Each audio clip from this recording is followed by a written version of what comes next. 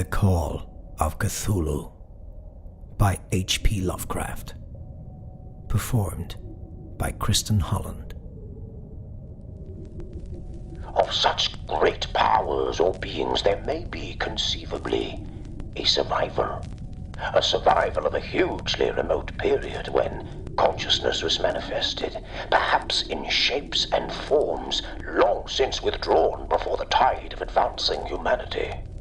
Forms of which poetry and legend alone have caught a flying memory and called them gods, monsters, mythical beings of all sorts and kinds. Algernon Blackwood.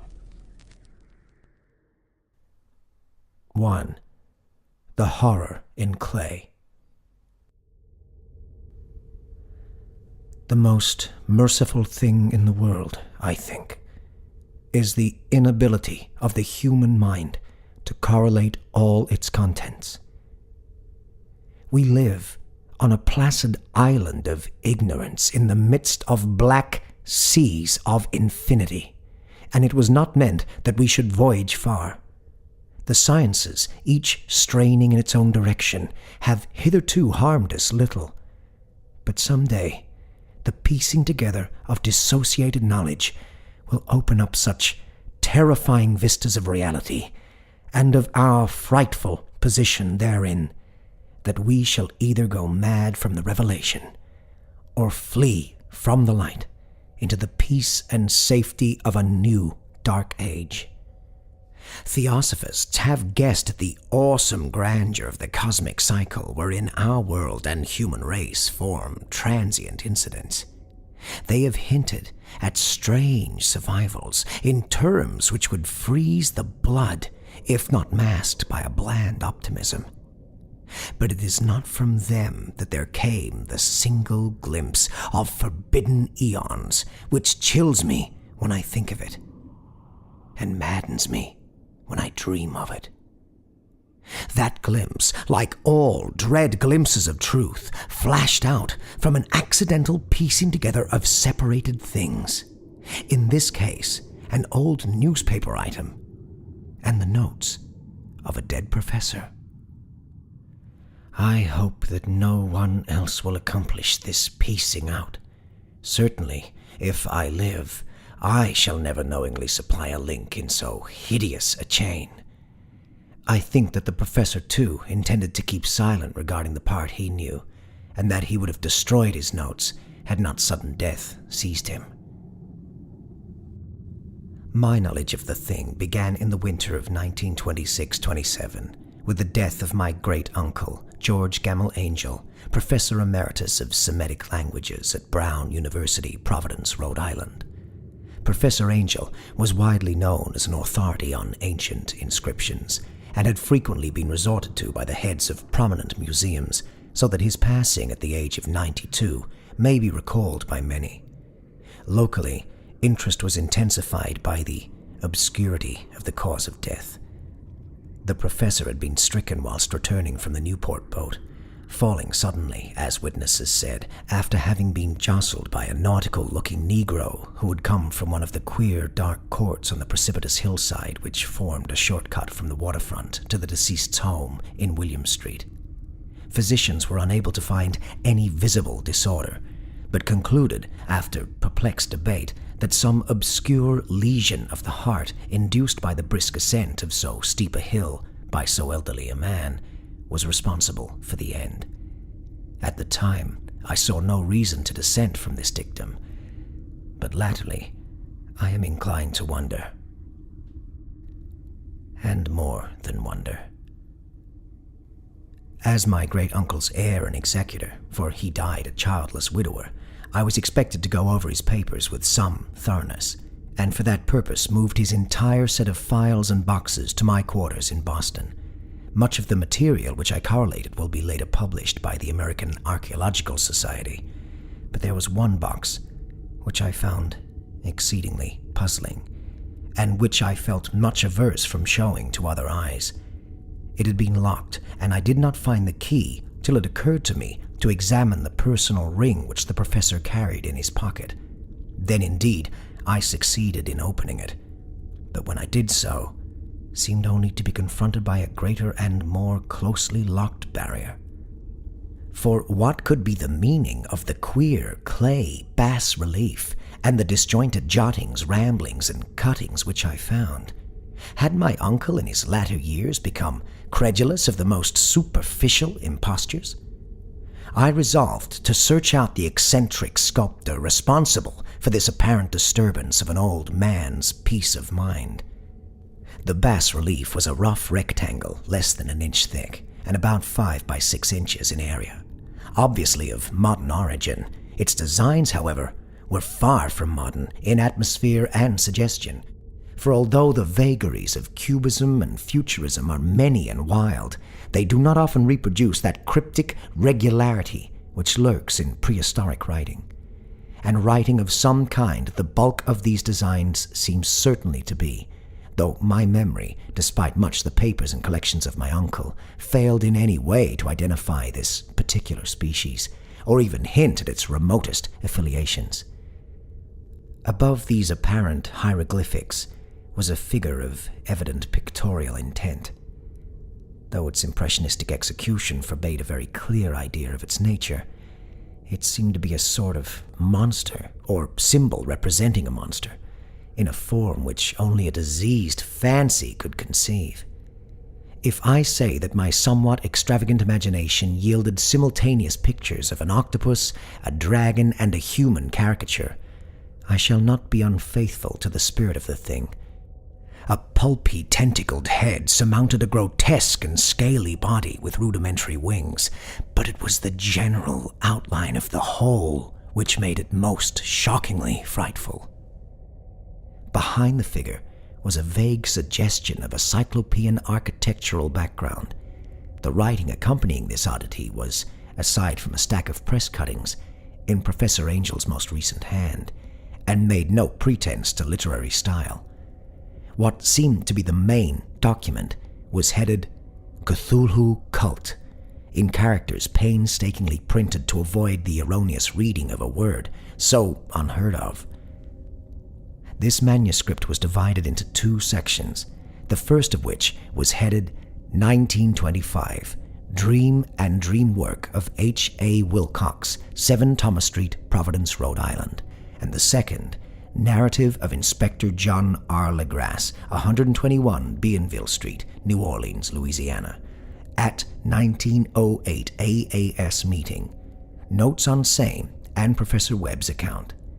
The other manuscript papers were brief notes, some of them accounts of the queer dreams of different persons, some of them citations from theosophical books and magazines, notably W. Scott Eliot's Atlantis and the Lost Lemuria, and the rest comments on long-surviving secret societies and hidden cults, with references to passages in such mythological and anthropological source books as Fraser's Golden Bough and Miss Murray's Witch Cult in Western Europe.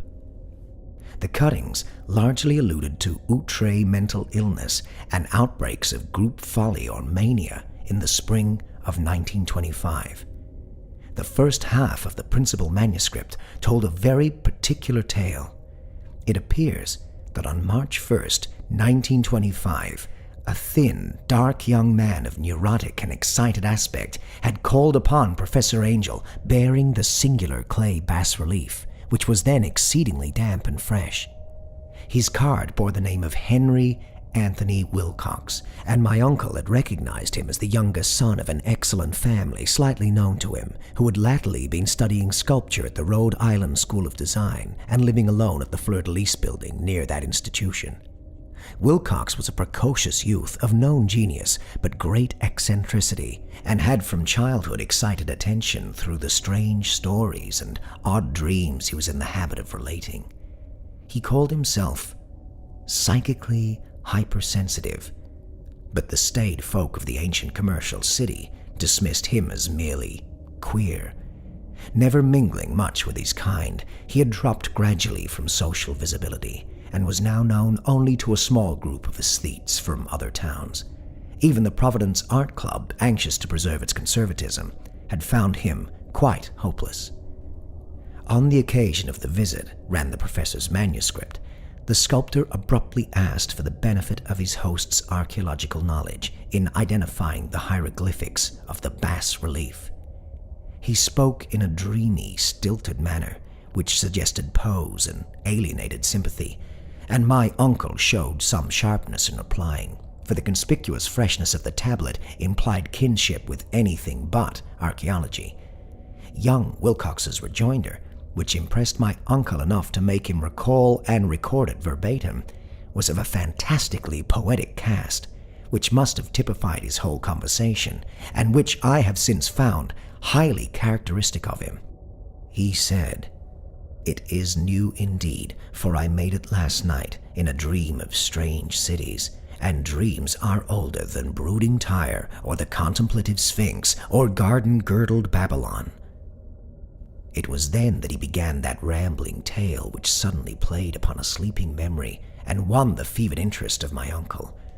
There had been a slight earthquake tremor the night before, the most considerable felt in New England for some years, and Wilcox's imagination had been keenly affected. Upon retiring, he had had an unprecedented dream of great cyclopean cities of Titan blocks and sky-flung monoliths, all dripping with green ooze and sinister with latent horror. Hieroglyphics had covered the walls and pillars, and from some undetermined point below had come a voice that was not a voice, a chaotic sensation which only fancy could transmute into sound, but which he attempted to render by the almost unpronounceable jumble of letters. CTHULHU Fatagan. This verbal jumble was the key to the recollection which excited and disturbed Professor Angel. He questioned the sculptor with scientific minuteness and studied with frantic intensity the bas-relief on which the youth had found himself working, chilled and clad only in his nightclothes when waking had stolen bewilderingly over him. My uncle blamed his old age, Wilcox afterwards said, for his slowness in recognizing both hieroglyphics and pictorial design. Many of his questions seemed highly out of place to his visitor, especially those which tried to connect the latter with strange cults or societies, and Wilcox could not understand the repeated promises of silence which he was offered in exchange for an admission of membership in some widespread mystical or paganly religious body. When Professor Angel became convinced that the sculptor was indeed ignorant of any cult or system of cryptic lore, he besieged his visitor with demands for future reports of dreams. This bore regular fruit, for after the first interview, the manuscript records daily calls of the young man, during which he related startling fragments of nocturnal imagery, whose burden was always some terrible cyclopean vista of dark and dripping stone, with a subterrene voice or intelligence shouting monotonously in enigmatical sense impacts, uninscribable save as gibberish. The two sounds frequently repeated are those rendered by the letters CTHULHU and RILYE. On March 23rd, the manuscript continued, Wilcox failed to appear, and inquiries at his quarters revealed that he had been stricken with an obscure sort of fever and taken to the home of his family in Waterman Street. He had cried out in the night, arousing several other artists in the building, and had manifested since then only alternations of unconsciousness and delirium. My uncle at once telephoned the family, and from that time forward kept close watch of the case, calling often at the Thayer Street office of Dr. Toby, whom he learned to be in charge. The youth's febrile mind apparently was dwelling on strange things, and the doctor shuddered now and then as he spoke of them. He included not only a repetition of what he had formerly dreamed, but touched wildly on a gigantic thing miles high, which walked or lumbered about. He at no time fully described this object, but occasional frantic words, as repeated by Dr. Toby, convinced the professor that it must be identical with the nameless monstrosity he had sought to depict in his dream sculpture. Reference to this object, the doctor added, was invariably a prelude to the young man's subsidence into lethargy. His temperature, oddly enough, was not greatly above normal, but the whole condition was otherwise such as to suggest true fever rather than mental disorder. On April 2nd, at about 3 p.m., every trace of Wilcox's malady suddenly ceased. He sat upright in bed, astonished to find himself at home, and completely ignorant of what had happened in dream or reality since the night of March 22nd. Pronounced well by his physician, he returned to his quarters in 3 days. But to Professor Angel, he was of no further assistance. All traces of strange dreaming had vanished with his recovery, and my uncle kept no record of his night thoughts after a week of pointless and irrelevant accounts of thoroughly usual visions. Here the first part of the manuscript ended, but references to certain of the scattered notes gave me much material for thought. So much, in fact, that only the ingrained skepticism then forming my philosophy can account for my continued distrust of the artist. The notes in question were those descriptive of the dreams of various persons covering the same period as that in which young Wilcox had had his strange visitations. My uncle, it seems, had quickly instituted a prodigiously far-flung body of inquiries amongst nearly all the friends whom he could question without impertinence, asking for nightly reports of their dreams and the dates of any notable visions for some time past. The reception of his request seems to have varied, but he must at the very least have received more responses than any ordinary man could have handled without a secretary. This original correspondence was not preserved, but his notes formed a thorough and really significant digest.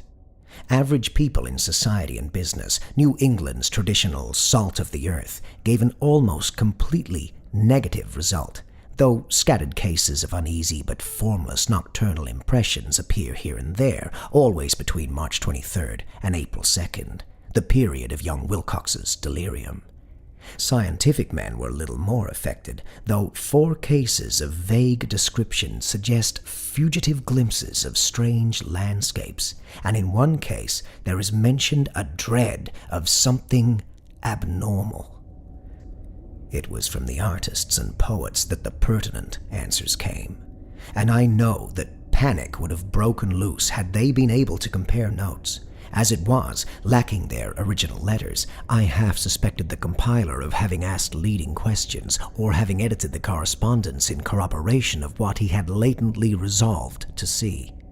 That is why I continued to feel that Wilcox, somehow cognizant of the old data which my uncle had possessed, had been imposing on the veteran scientist.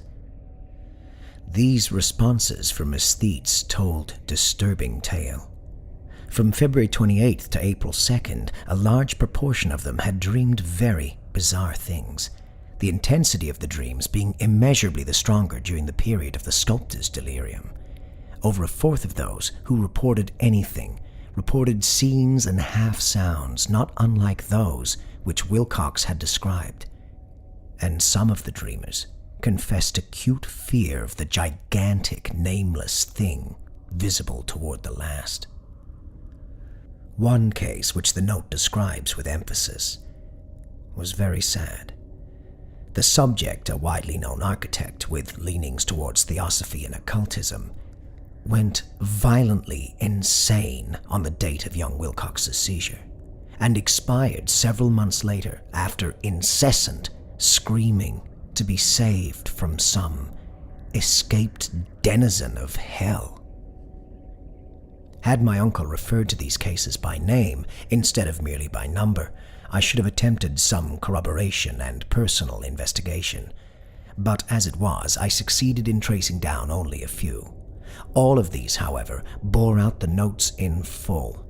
I have often wondered if all the objects of the professor's questioning felt as puzzled as did this fraction. It is well that no explanation shall ever reach them. The press cuttings, as I have intimated, touched on cases of panic, mania, and eccentricity during the given period.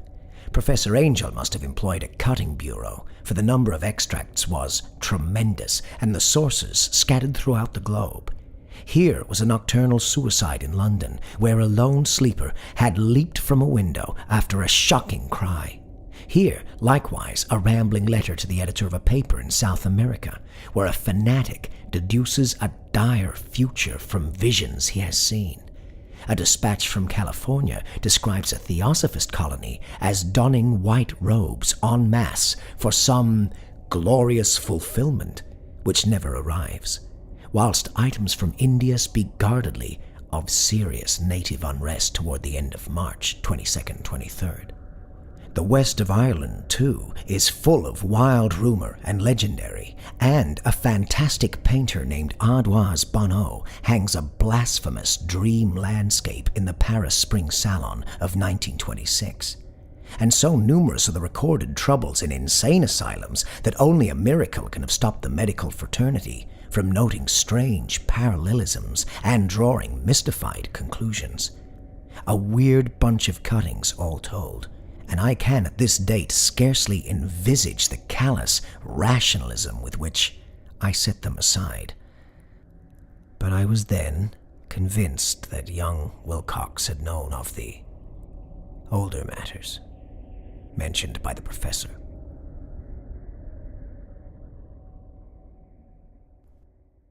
Two, the tale of Inspector Legrasse. The older matters which had made the sculptor's dream and bas-relief so significant to my uncle formed the subject of the second half of his long manuscript. Once before, it appears, Professor Angel had seen the hellish outlines of the nameless monstrosity, puzzled over the unknown hieroglyphics, and heard the ominous syllables which can be rendered only as CTHULHU. And all this in so stirring and horrible a connection that it is small wonder he pursued young Wilcox with queries and demands for data. This earlier experience had come in 1908, 17 years before, when the American Archaeological Society held its annual meeting in St. Louis. Professor Angel, as befitted one of his authority and attainments, had had a prominent part in all the deliberations, and was one of the first to be approached by the several outsiders who took advantage of the convocation to offer questions for correct answering and problems for expert solution.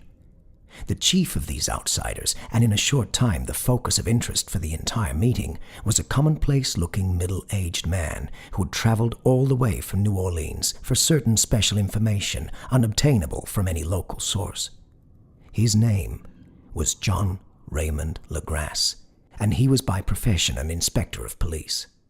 With him he bore the subject of his visit, a grotesque, repulsive, and apparently very ancient stone statuette, whose origin he was at a loss to determine.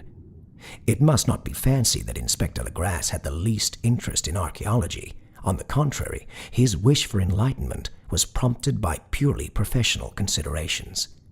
The statuette, idol, fetish, or whatever it was, had been captured some months before in the wooded swamps south of New Orleans during a raid on a supposed voodoo meeting, and so singular and hideous were the rites connected with it that the police could not but realize that they had stumbled on a dark cult totally unknown to them and infinitely more diabolic than even the blackest of the African voodoo circles.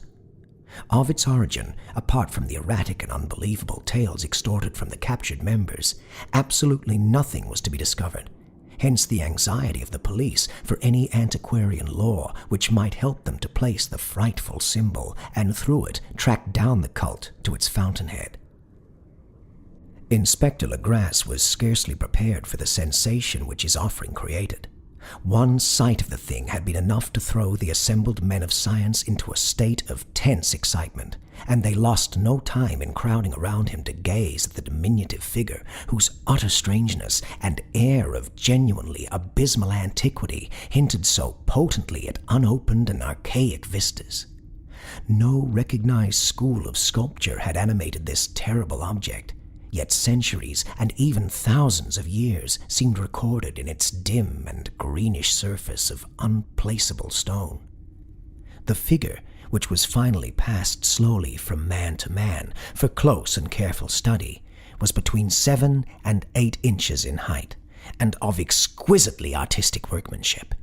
It represented a monster of vaguely anthropoid outline, but with an octopus-like head whose face was a mass of feelers, a scaly, rubbery-looking body, prodigious claws on hind and forefeet, and long, narrow wings behind. This thing, which seemed instinct with a fearsome and unnatural malignancy, was of a somewhat bloated corpulence, and squatted evilly on a rectangular block or pedestal covered with undecipherable characters. The tips of the wings touched the back edge of the block, the seat occupied the center, whilst the long, curved claws of the doubled-up, crouching hind legs gripped the front edge and extended a quarter of the way down toward the bottom of the pedestal. The cephalopod head was bent forward so that the ends of the facial feelers brushed the backs of huge forepaws, which clasped the crouch's elevated knees. The aspect of the whole was abnormally lifelike, and the more subtly fearful because its source was so totally unknown. Its vast, awesome, and incalculable age was unmistakable, yet not one link did it show with any known type of art belonging to civilization's youth, or indeed to any other time. Totally separate and apart, its very material was a mystery, for the soapy, greenish-black stone with its golden or iridescent flecks and striations resembled nothing familiar to geology or mineralogy. The characters along the base were equally baffling, and no member present, despite a representation of half the world's expert learning in this field, could form the least notion of even their remotest linguistic kinship. They, like the subject and material, belonged to something horribly remote and distinct from mankind as we know it. Something frightfully suggestive of old and unhallowed cycles of life in which our world and our conceptions have no part. And yet, as the members severally shook their heads and confessed defeat at the inspector's problem, there was one man in that gathering who suspected a touch of bizarre familiarity in the monstrous shape and writing, and who presently told with some diffidence of the odd trifle he knew. This person was the late William Channing Webb, professor of anthropology in Princeton University, and an explorer of no slight note. Professor Webb had been engaged 48 years before in a tour of Greenland and Iceland in search of some runic inscriptions which he failed to unearth, and whilst high up on the West Greenland coast, had encountered a singular tribe or cult of degenerate Eskimo whose religion, a curious form of devil worship, chilled him with its deliberate bloodthirstiness and repulsiveness. It was a faith of which other Eskimo knew little, and which they mentioned only with shudders, saying that it had come down from horribly ancient eons before ever the world was made. Besides nameless rites and human sacrifices, there were certain queer, hereditary rituals addressed to a supreme elder devil, or Tornasuk, and of this Professor Webb had taken a careful phonetic copy from an aged Angekok or wizard priest, expressing the sounds in Roman letters as best he knew how. But just now, of prime significance was the fetish which this cult had cherished, and around which they danced when the aurora leaped high over the ice cliffs. It was, the professor stated, a very crude bas-relief of stone, comprising a hideous picture and some cryptic writing, and so far as he could tell, it was a rough parallel in all essential features of the bestial thing now lying before the meeting. This data, received with suspense and astonishment by the assembled members, proved doubly exciting to Inspector Legrasse, and he began at once to ply his informant with questions. Having noted and copied an oral ritual among the swamp cult worshippers his men had arrested, he besought the professor to remember, as best he might, the syllables taken down amongst the diabolist Eskimo. There then followed an exhaustive comparison of details, and a moment of really awed silence when both detective and scientist agreed on the virtual identity of the phrase common to two hellish rituals so many worlds of distance apart. What in substance both the Eskimo wizards and the Louisiana swamp priests had chanted to their kindred idols was something very like this, the word divisions being guessed at from traditional breaks in the phrase as chanted aloud. Fnglui, Maglunaf, Cthulhu, Rilye, Wagnagal, Fatagan.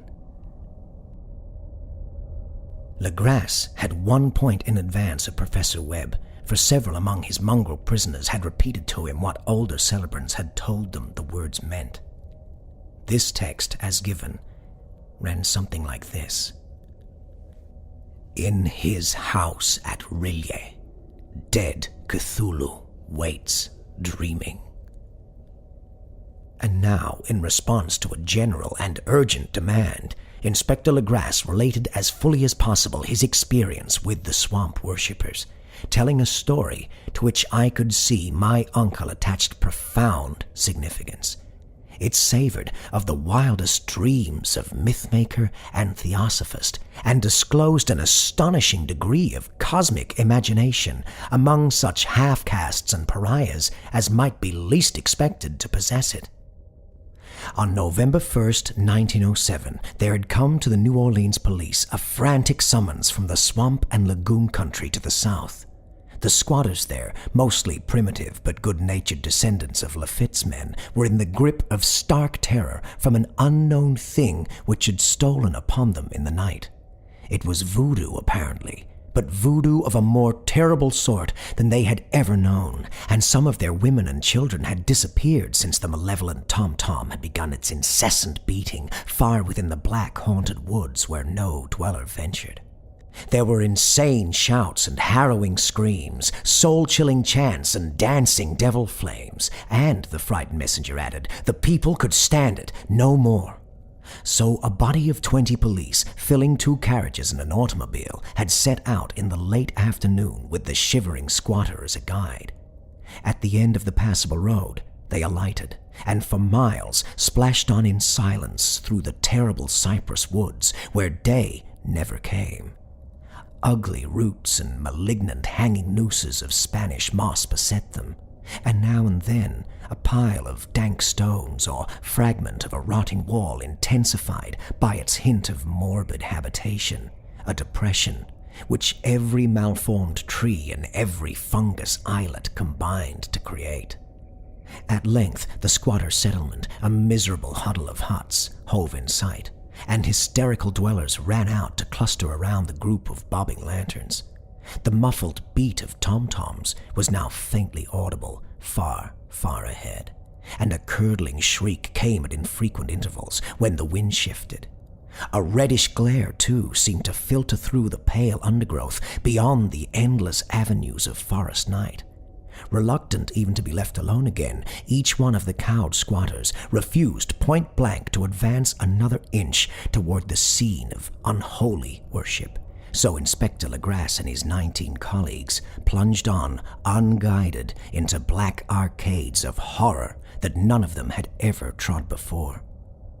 The region now entered by the police was one of traditionally evil repute, substantially unknown and untraversed by white men. There were legends of a hidden lake unglimpsed by mortal sight, in which dwelt a huge, formless, white polypus thing with luminous eyes. And squatters whispered that bat-winged devils flew up out of caverns in inner earth to worship it at midnight. They said it had been there before D'Iberville, before LaSalle, before the Indians, and before even the wholesome beasts and birds of the woods. It was nightmare itself, and to see it was to die. But it made men dream, and so they knew enough to keep away. The present voodoo orgy was indeed on the merest fringe of this abhorred area, but that location was bad enough. Hence perhaps the very place of the worship had terrified the squatters more than the shocking sounds and incidents. Only poetry or madness could do justice to the noises heard by Legrasse's men as they plowed on through the black morass toward the red glare and muffled tom-toms. There are vocal qualities peculiar to men and vocal qualities peculiar to beasts, and it is terrible to hear the one when the source should yield the other. Animal fury and orgiastic license here whipped themselves to demoniac heights by howls and squawking ecstasies that tore and reverberated through those nighted woods like pestilential tempests from the gulfs of hell. Now and then, the less organized ululation would cease, and from what seemed a well-drilled chorus of hoarse voices would rise in sing-song chant that hideous phrase or ritual, Fununglui, Mgluanaf, Cthulhu, Rilye, Waganagel, Fatagen. Then the men, having reached a spot where the trees were thinner, came suddenly in sight of the spectacle itself. 4 of them reeled, 1 fainted, and 2 were shaken into a frantic cry, which the mad cacophony of the orgy fortunately deadened. Legrasse dashed swamp water on the face of the fainting man, and all stood trembling and nearly hypnotized with horror. In a natural glade of the swamp stood a grassy island of perhaps an acre's extent, clear of trees and tolerably dry. On this now leaped and twisted a more indescribable horde of human abnormality than any but a Syme or an Angarola could paint. Void of clothing, this hybrid spawn were braying, bellowing, and writhing about a monstrous, ring-shaped bonfire, in the center of which, revealed by occasional rifts in the curtain of flame, stood a great granite monolith some 8 feet in height, on top of which, incongruous in its diminutiveness, rested the noxious, carven statuette. From a wide circle of 10 scaffolds set up at regular intervals with the flame-girt monolith as a center, hung head downward the oddly marred bodies of the helpless squatters who had disappeared. It was inside this circle that the ring of worshippers jumped and roared, the general direction of the mass motion being from left to right in endless bacchanal between the ring of bodies and the ring of fire. It may have been only imagination, and it may have been only echoes which induced one of the men, an excitable Spaniard, to fancy he heard antiphonal responses to the ritual from some far and unillumined spot deeper within the wood of ancient legendary and horror. This man, Joseph D. Galvez, I later met and questioned, and he proved distractingly imaginative. He indeed went so far as to hint of the faint beating of great wings, and of a glimpse of shining eyes and a mountainous white bulk beyond the remotest trees. But I suppose he had been hearing too much native superstition. Actually, the horrified pause of the men was of comparatively brief duration. Duty came first. And although there must have been nearly 100 mongrel celebrants in the throng, the police relied on their firearms and plunged determinedly into the nauseous rout. For 5 minutes, the resultant din and chaos were beyond description. Wild blows were struck, shots were fired, and escapes were made. But in the end, Legrasse was able to count some 47 sullen prisoners whom he forced to dress in haste and fall into line between 2 rows of policemen. 5 of the worshippers lay dead, and 2 severely wounded ones were carried away on improvised stretchers by their fellow prisoners. The image on the monolith, of course, was carefully removed and carried back by Legrasse. Examined at headquarters after a trip of intense strain and weariness, the prisoners all proved to be men of a very low, mixed-blooded and mentally aberrant type. Most were seamen, and a sprinkling of Negroes and mulattoes, largely West Indians or Brava Portuguese from the Cape Verde Islands, gave a coloring of voodooism to the heterogeneous cult. But before many questions were asked, it became manifest that something far deeper and older than Negro fetishism was involved. Degraded and ignorant as they were, the creatures held with surprising consistency to the central idea of their loathsome faith. They worshipped, so they said, the great old ones who lived ages before there were any men and who came to the young world out of the sky. Those old ones were gone now, inside the earth and under the sea, but their dead bodies had told their secrets in dreams to the first men who formed a cult which had never died. This was that cult, and the prisoners said it had always existed and always would exist, hidden in distant wastes and dark places all over the world until the time when the great priest CTHULHU, from his dark house in the mighty city of R'lyeh under the waters, should rise and bring the earth again beneath his sway. Someday he would call when the stars were ready, and the secret cult would always be waiting to liberate him. Meanwhile, no more must be told. There was a secret which even torture could not extract. Mankind was not absolutely alone among the conscious things of earth, for shapes came out of the dark to visit the faithful few. But these were not the great old ones. No man had ever seen the old ones. The carven idol was great CTHULHU, but none might say whether or not the others were precisely like him. No one could read the old writing now, but things were told by word of mouth. The chanted ritual was not the secret that was never spoken aloud, only whispered. The chant meant only this: in his house at R'lyeh, dead CTHULHU waits, dreaming. Only 2 of the prisoners were found sane enough to be hanged, and the rest were committed to various institutions. All denied a part in the ritual murders, and averred that the killing had been done by black-winged ones which had come to them from their immemorial meeting place in the haunted wood.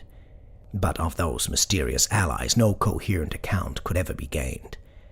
What the police did extract came mainly from the immensely aged mestizo named Castro, who claimed to have sailed to strange ports and talked with undying leaders of the cult in the mountains of China. Old Castro remembered bits of hideous legend that paled the speculations of theosophists and made man and the world seem recent and transient indeed. There had been eons when other things ruled on the earth, and they had had great cities. Remains of them, he said the deathless Chinaman had told him, were still to be found as cyclopean stones on islands in the Pacific. They all died vast epochs of time before man came, but there were arts which could revive them when the stars had come round again to the right positions in the cycle of eternity. They had indeed come themselves from the stars and brought their images with them. These great old ones, Castro continued, were not composed altogether of flesh and blood. They had shape, for did not this star-fashioned image prove it? But that shape was not made of matter. When the stars were right, they could plunge from world to world through the sky. But when the stars were wrong, they could not live. But although they no longer lived, they would never really die. They all lay in stone houses in their great city of R'lyeh, preserved by the spells of mighty CTHULHU for a glorious surrection when the stars and the earth might once more be ready for them. But at that time, some force from outside must serve to liberate their bodies. The spells that preserved them intact likewise prevented them from making an initial move, and they could only lie awake in the dark and think whilst uncounted millions of years rolled by. They knew all that was occurring in the universe, for their mode of speech was transmitted thought. Even now they talked in their tombs. When, after infinities of chaos, the first men came, the great old ones spoke to the sensitive among them by molding their dreams, for only thus could their language reach the fleshy minds of mammals. Then, whispered Castro, those first men formed the cult around tall idols which the great ones showed them. Idols brought in dim eras from dark stars. That cult would never die till the stars came right again, and the secret priests would take great CTHULHU from his tomb to revive his subjects and resume his rule of earth. The time would be easy to know, for then mankind would have become as the great old ones, free and wild and beyond good and evil, with laws and morals thrown aside, and all men shouting and killing and reveling in joy. Then the liberated old ones would teach them new ways to shout and kill and revel and enjoy themselves, and all the earth would flame with a holocaust of ecstasy and freedom. Meanwhile, the cult, by appropriate rites, must keep alive the memory of those ancient ways and shadow forth the prophecy of their return. In the elder time, chosen men had talked with the entombed old ones in dreams. But then something happened. The great stone city, Rillier, with its monoliths and sepulchres, had sunk beneath the waves, and the deep waters, full of the one primal mystery through which not even thought can pass, had cut off the spectral intercourse. But memory never died, and the high priest said that the city would rise again when the stars were right.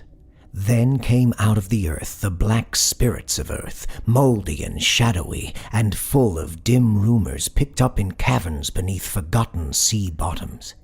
But of them old Castro dared not speak much. He cut himself off hurriedly, and no amount of persuasion or subtlety could elicit more in this direction. The size of the old ones, too, he curiously declined to mention.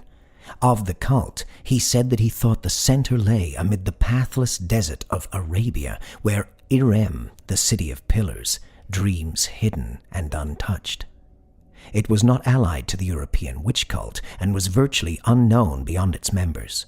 No book had ever really hinted of it, though the deathless Chinaman said that there were double meanings in the Necronomicon of the mad Arab Abdul al-Hazred, which the initiated might read as they chose, especially the much-discussed couplet, "That is not dead which can eternal lie, and with strange eons even death may die." Legrasse, deeply impressed and not a little bewildered, had inquired in vain concerning the historic affiliations of the cult. Castro, apparently, had told the truth when he said that it was wholly secret. The authorities at Tulane University could shed no light upon either cult or image, and now the detective had come to the highest authorities in the country and met with no more than the Greenland tale of Professor Webb. The feverish interest aroused at the meeting by Legrasse's tale, corroborated as it was by the statuette, is echoed in the subsequent correspondence of those who attended, although scant mention occurs in the formal publications of the Society. Caution is the first care of those accustomed to face occasional charlatanry and imposture. Legrasse for some time lent the image to Professor Webb, but at the latter's death it was returned to him, and remains in his possession, where I viewed it not long ago.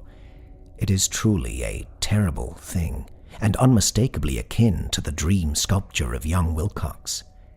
That my uncle was excited by the tale of the sculptor I did not wonder, for what thoughts must arise upon hearing, after a knowledge of what Legrasse had learned of the cult, of a sensitive young man who had dreamed not only the figure and exact hieroglyphics of the swamp-found image and the Greenland devil tablet, but had come in his dreams upon at least 3 of the precise words of the formula uttered alike by Eskimo diabolists and mongrel Louisianans.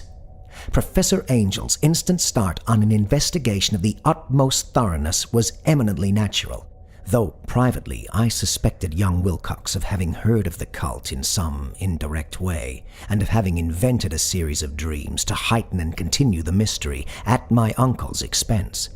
The dream narratives and cuttings collected by the professor were, of course, strong corroboration, but the rationalism of my mind and the extravagance of the whole subject led me to adopt what I thought the most sensible conclusions.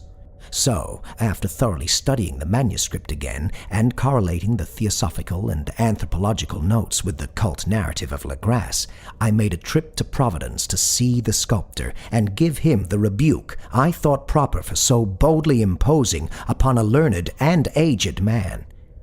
Wilcox still lived alone in the Fleur-de-Lis building in Thomas Street, a hideous Victorian imitation of 17th century Breton architecture which flaunts its stuccoed front amidst the lovely colonial houses on the ancient hill, and under the very shadow of the finest Georgian steeple in America.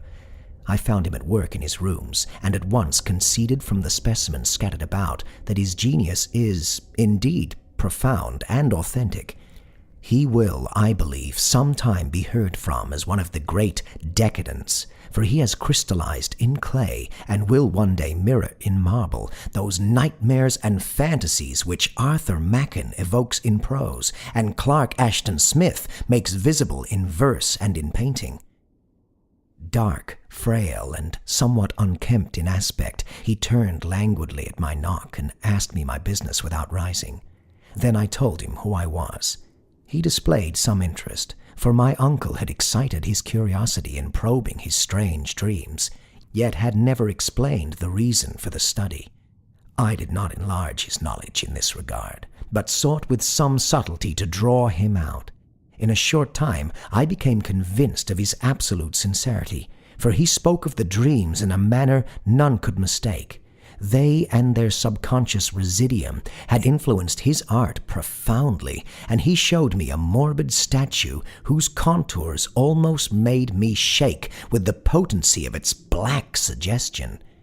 He could not recall having seen the original of this thing except in his own dream bas-relief, but the outlines had formed themselves insensibly under his hands.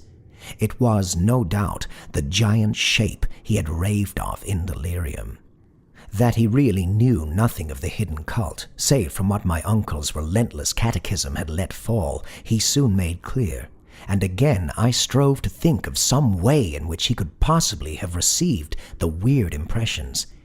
He talked of his dreams in a strangely poetic fashion, making me see with terrible vividness the damp, cyclopean city of slimy green stone, whose geometry, he oddly said, was all wrong, and hear with frightened expectancy the ceaseless, half-mental calling from underground, "Cthulhu Fhtagn, Cthulhu Fhtagn." These words had formed part of that dread ritual which told of dead Cthulhu's dream vigil in his stone vault at R'lyeh, and I felt deeply moved despite my rational beliefs. Wilcox, I was sure, had heard of the cult in some casual way, and had soon forgotten it amidst the mass of his equally weird reading and imagining. Later, by virtue of its sheer impressiveness, it had found subconscious expression in dreams, in the bas-relief, and in the terrible statue I now beheld, so that his imposture upon my uncle had been a very innocent one. The youth was of a type at once slightly affected and slightly ill-mannered, which I could never like, but I was willing enough now to admit both his genius and his honesty. I took leave of him amicably, and wish him all the success his talent promises. The matter of the cult still remained to fascinate me, and at times I had visions of personal fame from researches into its origin and connections. I visited New Orleans, talked with Legrasse and others of that old-time raiding party, saw the frightful image, and even questioned such of the mongrel prisoners as still survived.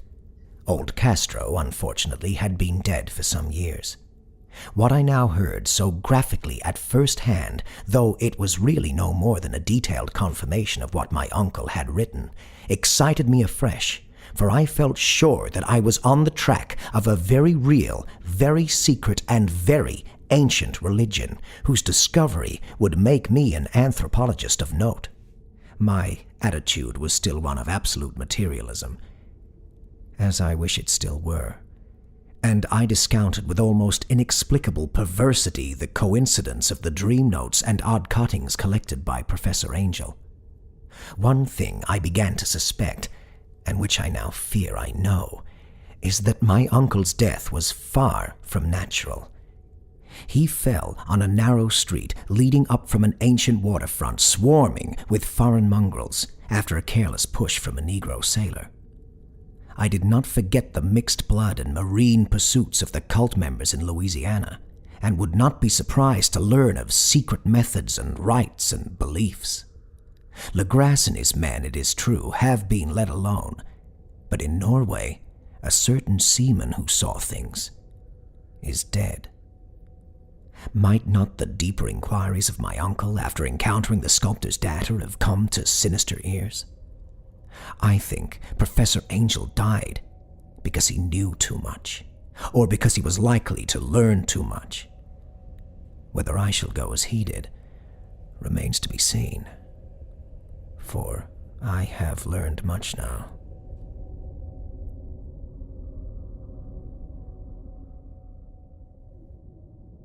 Chapter 3. The Madness from the Sea. If heaven ever wishes to grant me a boon, it will be a total effacing of the results of a mere chance which fixed my eye on a certain stray piece of shelf paper. It was nothing on which I would naturally have stumbled in the course of my daily round, for it was an old number of an Australian journal, the Sydney Bulletin for April 18th, 1925. It had escaped even the Cutting Bureau, which had at the time of its issuance been avidly collecting material for my uncle's research. I had largely given over my inquiries into what Professor Angel called the Cthulhu cult, and was visiting a learned friend in Paterson, New Jersey, the curator of a local museum and a mineralogist of note. Examining one day the reserve specimens roughly set on the storage shelves in a rear room of the museum, my eye was caught by an odd picture in one of the old papers spread beneath the stones. It was the Sydney Bulletin I have mentioned, for my friend had wide affiliations in all conceivable foreign parts, and the picture was a half-tone cut of a hideous stone image, almost identical with that which Legrasse had found in the swamp. Eagerly clearing the sheet of its precious contents, I scanned the item in detail, and was disappointed to find it of only moderate length. What it suggested, however, was of portentous significance to my flagging quest, and I carefully tore it out for immediate action. It read as follows. Mystery derelict found at sea. Vigilant arrives with helpless armed New Zealand yacht in tow. One survivor and dead man found aboard. Tale of desperate battle and deaths at sea. Rescued seaman refuses particulars of strange experience. Odd idol found in his possession. Inquiry to follow.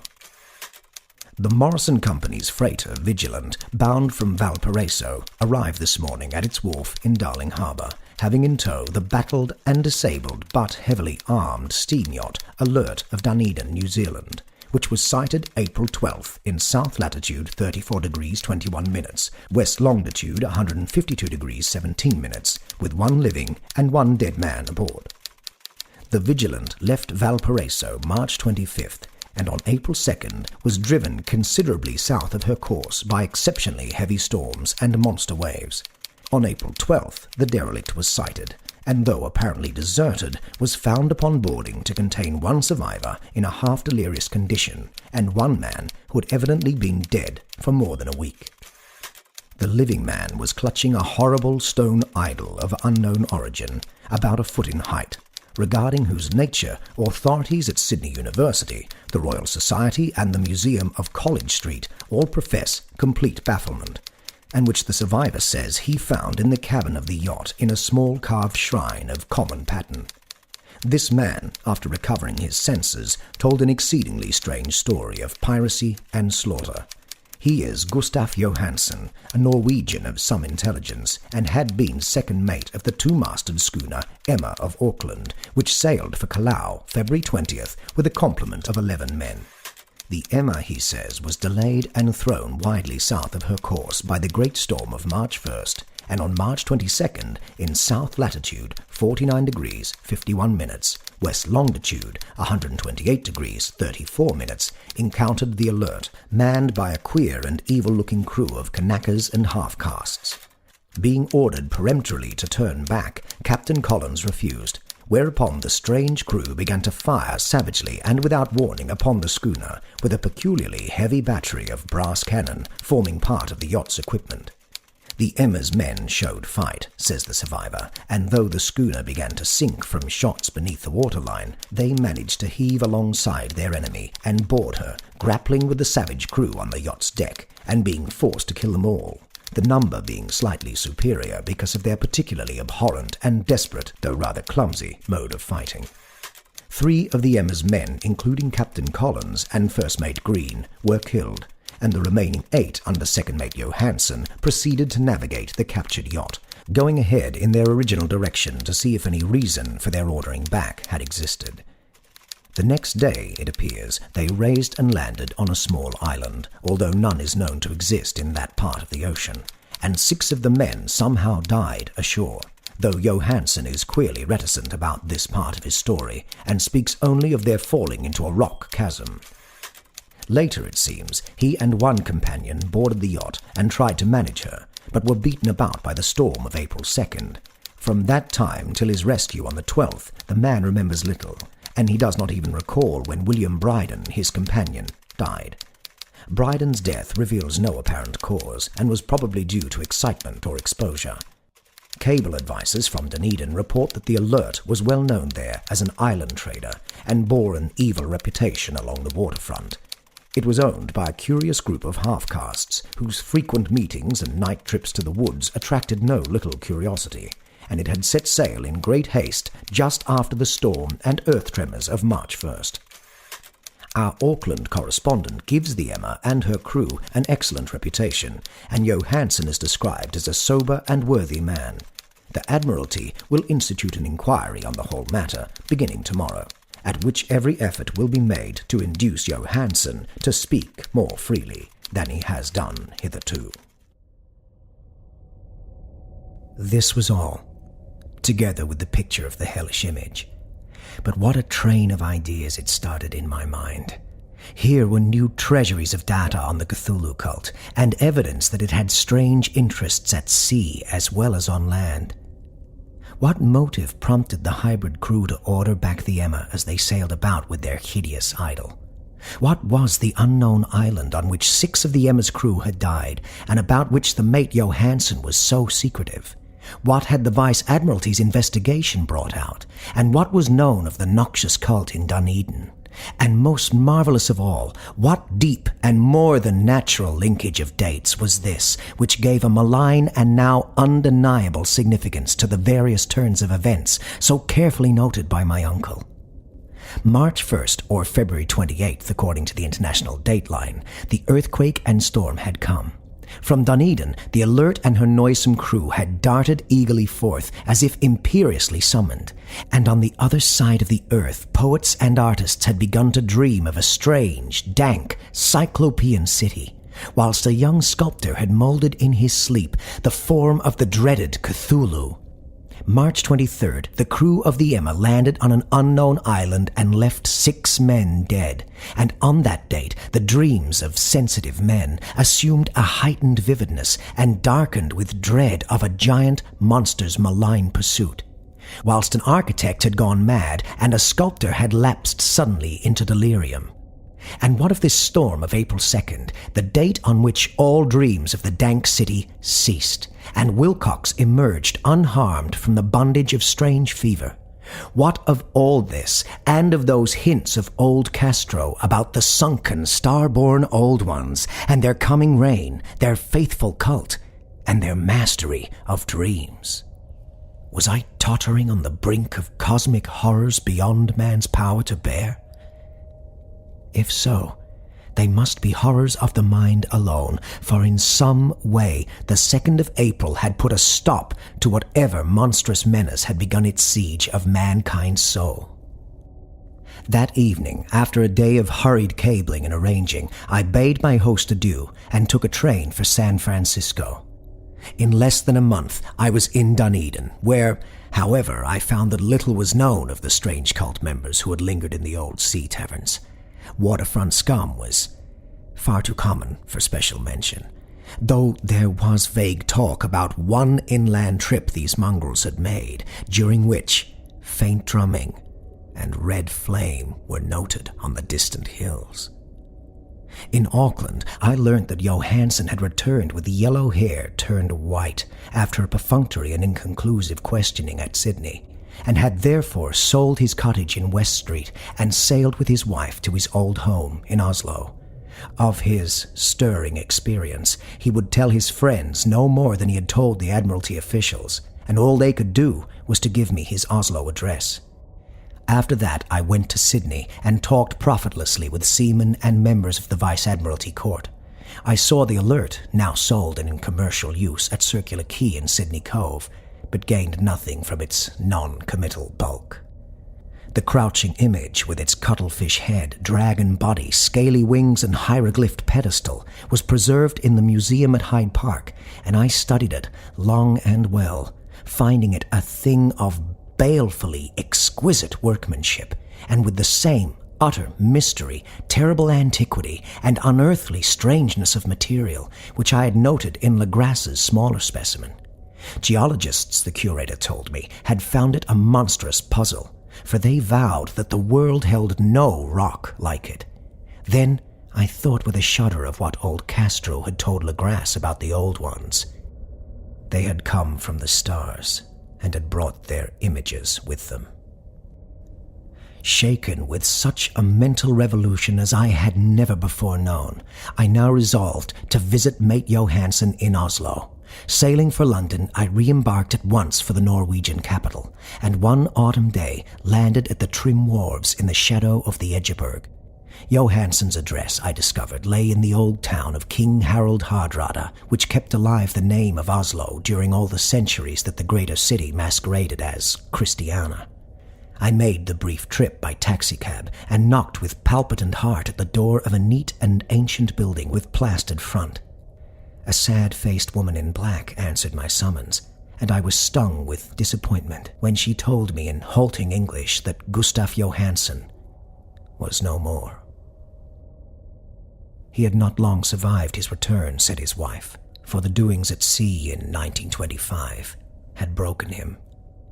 He had told her no more than he told the public, but had left a long manuscript of technical matters, as he said, written in English, evidently in order to guard her from the peril of casual perusal. During a walk through a narrow lane near the Gothenburg dock, a bundle of papers falling from an attic window had knocked him down. 2 Lascar sailors at once helped him to his feet, but before the ambulance could reach him, he was dead. Physicians found no adequate cause for the end, and laid it to heart trouble and a weakened constitution. I now felt gnawing at my vitals that dark terror which will never leave me till I too am at rest, accidentally or otherwise. Persuading the widow that my connection with her husband's technical matters was sufficient to entitle me to his manuscript, I bore the document away and began to read it on the London boat. It was a simple, rambling thing, a naive sailor's effort at a post-facto diary, and strove to recall day by day that last, awful voyage. I cannot attempt to transcribe it verbatim in all its cloudiness and redundance, but I will tell its gist enough to show why the sound of the water against the vessel's sides became so unendurable to me that I stopped my ears with cotton. Johansen, thank God, did not know quite all, even though he saw the city and the thing. But I shall never sleep calmly again when I think of the horrors that lurk ceaselessly behind life in time and space, and of those unhallowed blasphemies from elder stars which dream beneath the sea, known and favored by a nightmare cult ready and eager to loose them upon the world whenever another earthquake shall heave their monstrous stone city again to the sun and air. Johansen's voyage had begun just as he told it to the Vice Admiralty. The Emma, in ballast, had cleared Auckland on February 20th and had felt the full force of that earthquake-born tempest which must have heaved up from the sea bottom the horrors that filled men's dreams. Once more under control, the ship was making good progress when held up by the Alert on March 22nd, and I could feel the mate's regret as he wrote of her bombardment and sinking. Of the swarthy cult fiends on the Alert, he speaks with significant horror. There was some peculiarly abnormal quality about them, which made their destruction seem almost a duty, and Johansen shows ingenious wonder at the charge of ruthlessness brought against his party during the proceedings of the Court of Inquiry. Then, driven ahead by curiosity in their captured yacht under Johansen's command, the men sight a great stone pillar sticking out of the sea, and in south latitude 47 degrees 9 minutes, west longitude 123 degrees 43 minutes, came upon a coastline of mingled mud, ooze, and weedy cyclopean masonry which can be nothing less than the tangible substance of Earth's supreme terror. The nightmare corpse city of Rillier that was built in measureless eons behind history by the vast, loathsome shapes that seeped down from the dark stars. There lay great Cthulhu and his hordes, hidden in green, slimy vaults, and sending out at last, after cycles incalculable, the thoughts that spread fear to the dreams of the sensitive, and called imperiously to the faithful to come on a pilgrimage of liberation and restoration. All this Johansen did not suspect, but God knows he soon saw enough. I suppose that only a single mountaintop, the hideous monolith-crowned citadel whereon great Cthulhu was buried, actually emerged from the waters. When I think of the extent of all that may be brooding down there, I almost wish to kill myself forthwith. Johansen and his men were awed by the cosmic majesty of this dripping Babylon of elder demons, and must have guessed without guidance that it was nothing of this or any sane planet. Awe at the unbelievable size of the greenish stone blocks, at the dizzying height of the great carven monolith, and at the stupefying identity of the colossal statues and bas-reliefs with the queer image found in the shrine on the Alert, is poignantly visible in every line of the mate's frightened description. Without knowing what futurism is like, Johansen achieved something very close to it when he spoke of the city. For instead of describing any definite structure or building, he dwells only on broad impressions of vast angles and stone surfaces, surfaces too great to belong to anything right or proper for this earth, and impious with horrible images and hieroglyphs. I mention this talk about angles because it suggests something Wilcox had told me of his awful dreams.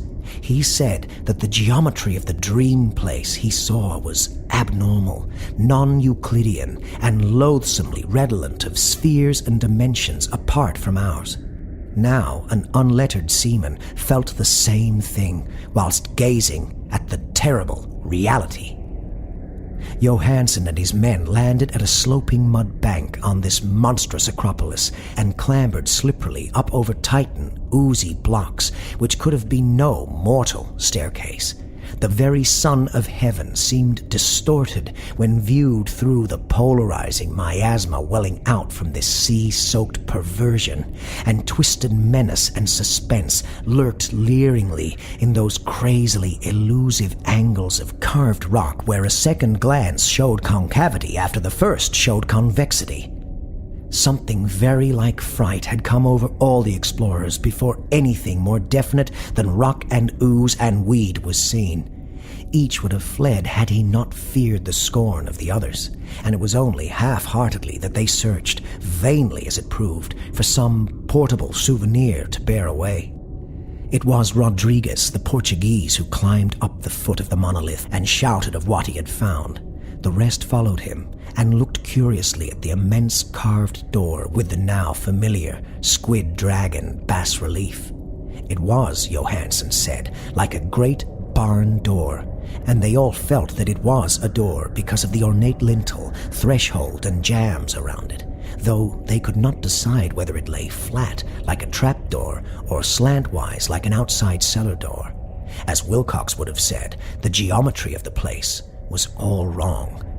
One could not be sure that the sea and the ground were horizontal, hence the relative position of everything else seemed phantasmally variable. Bryden pushed the stone in several places without result. Then Donovan felt over it delicately around the edge, pressing each point separately as he went. He climbed interminably along the grotesque stone molding. That is, one would call it climbing if the thing was not, after all, horizontal, and the men wondered how any door in the universe could be so vast. Then, very softly and slowly, The acre-great lintel began to give inward at the top, and they saw that it was balanced. Donovan slid or somehow propelled himself down or along the jamb and rejoined his fellows, and everyone watched the queer recession of the monstrously carven portal. In this fantasy of prismatic distortion, it moved anomalously in a diagonal way, so that all the rules of matter and perspective seemed upset. The aperture was black, with a darkness almost material. That tenebrousness was indeed a positive quality, for it obscured such parts of the inner walls as ought to have been revealed, and actually burst forth like smoke from its eon-long imprisonment, visibly darkening the sun as it slunk away into the shrunken and gibbous sky on flapping, membranous wings. The odor rising from the newly opened depths was intolerable, and at length the quick-eared Hawkins thought he heard a nasty, slopping sound down there. Everyone listened. And everyone was listening still when it lumbered slobberingly into sight and gropingly squeezed its gelatinous green immensity through the black doorway into the tainted outside air of that poisoned city of madness. Poor Johansson's handwriting almost gave out when he wrote of this.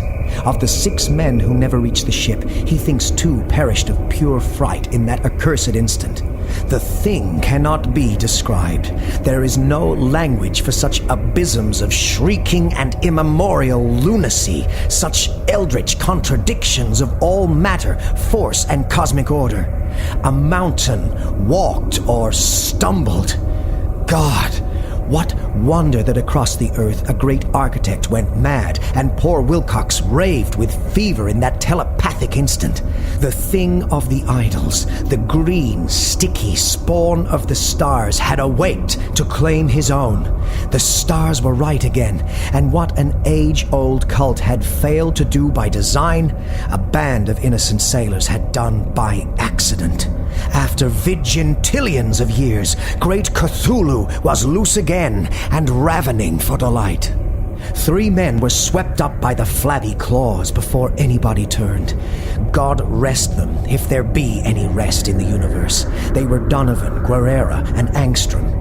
Parker slipped as the other 3 were plunging frenziedly over endless vistas of green-crusted rock to the boat, and Johansson swears he was swallowed up by an angle of masonry which shouldn't have been there, an angle which was acute but behaved as if it were obtuse.